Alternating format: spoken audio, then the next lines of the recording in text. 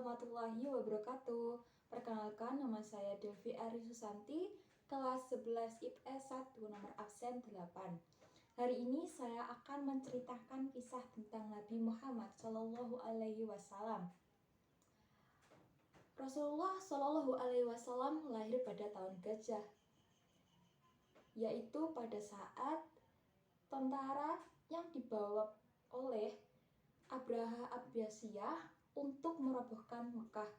Dengan kebesaran Allah Subhanahu wa Ta'ala, Allah Subhanahu wa Ta'ala mengutus burung-burung ababil untuk membawa kerikil atau batu dari neraka untuk mengalahkan Abraha dan membuat pasukan tersebut kalang kabut dan akhirnya kalah.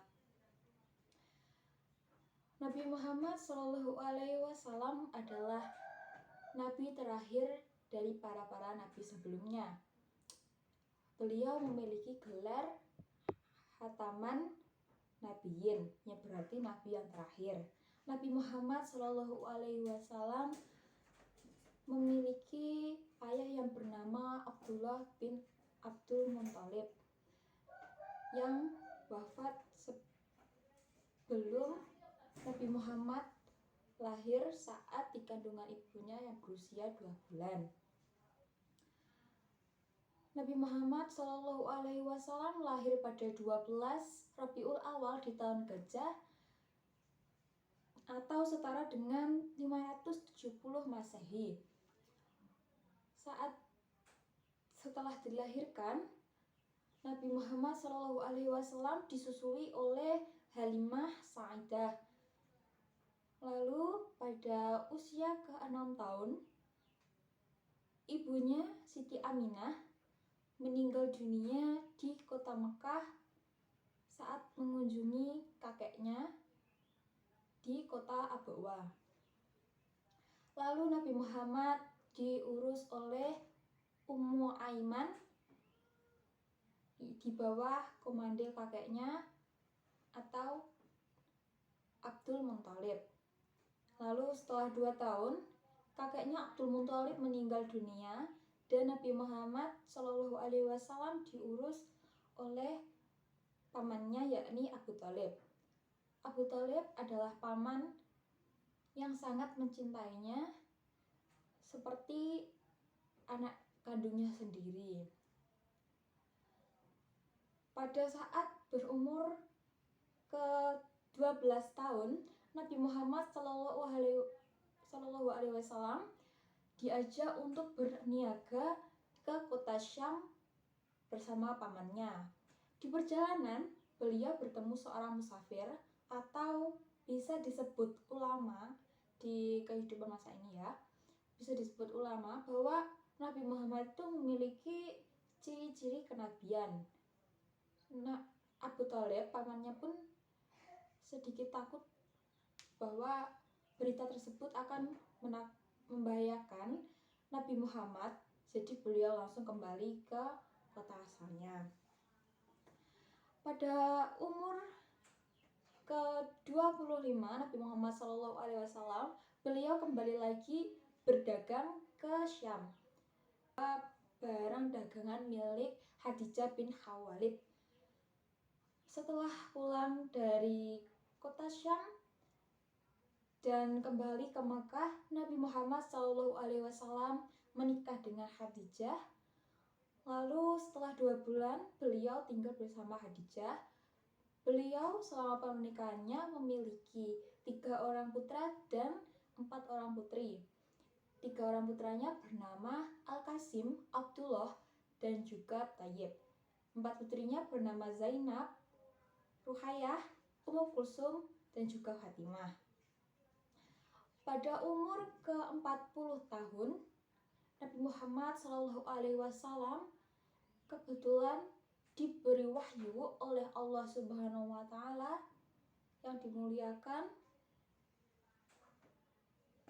dan beliau pun pergi ke Gua Hira untuk mendapatkan wahyu tersebut. Nabi Muhammad SAW kemudian diberi wahyu oleh Allah Subhanahu wa Ta'ala melalui malaikat Jibril dan membawakan firman Allah Subhanahu wa taala, yaitu surat Al-Alaq yang berbunyi, A'udzu billahi minasyaitonir rajim. Bismillahirrahmanirrahim. Iqra bismi rabbikal ladzi khalaq. Iqra wa rabbukal akram. Alladzi 'allama bil qalam. 'Allamal insana ma lam ya'lam. Yang maknanya bahwa bacalah dengan menyebut nama Tuhanmu. Allah menciptakan manusia dari segumpal darah. Dengan Allah yang Maha Pemurah, Allah mengajarkan manusia dengan perantara kalam dan mengajari manusia apa yang tidak diketahuinya. Lalu mendapatkan wahyu dari Allah Subhanahu wa taala, Nabi Muhammad mulai melakukan dakwah secara diam-diam.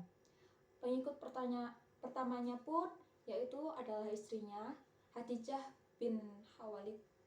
Lalu ada Abu Bakar As-Siddiq, Zaid bin Haritsah, lalu Abu Thalib pamannya, Ummu Aiman, lalu Bilal bin Rabah, dan juga Ali bin Abu Thalib. Ali bin Abu Thalib ini adalah anak dari pamannya Nabi Muhammad, anak dari Abu Thalib.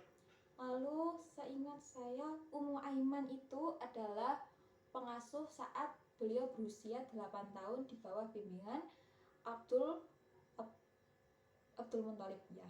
Terus kalau Bilal bin Rabah, seingat saya ada cerita tersendiri, yakni sebelumnya Bilal itu adalah budak yang diselamatkan oleh Nabi Muhammad SAW.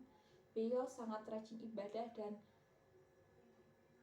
pada saat ada juga cerita, pada saat itu sandal atau alas kaki yang dipakai oleh Bilal itu sudah ada di surga saat Nabi Muhammad ke langit ke-7 atau melakukan Isra Mi'raj. Lalu Nabi Muhammad SAW mendapatkan firman dari Allah Subhanahu wa taala, yakni surat Al-Hijr ayat 94 yang berisi tentang lakukanlah secara terang-terangan apa yang diperintahkan kepadamu.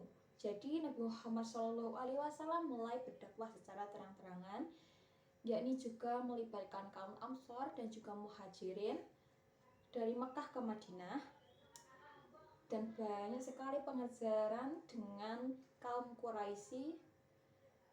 Lalu Nabi Muhammad SAW setelah 11 tahun berdakwah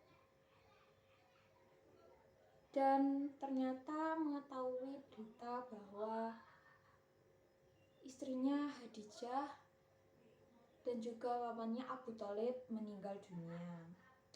Beliau pun juga sakit-sakitan. Nabi Muhammad SAW dikuburkan setelah ditetapkannya khalifah atau pemimpin kaum muslimin yang baru, yakni Abu Bakar As-Siddiq. Jenazah Nabi Muhammad SAW dimakamkan di rumah Aisyah, yakni istri beliau juga. Dan lalu Nabi Muhammad SAW mendapatkan firman dari Allah Subhanahu wa taala, yakni surat Al-Hijr ayat 94 yang berisi tentang lakukanlah secara terang-terangan apa yang diperintahkan kepadamu.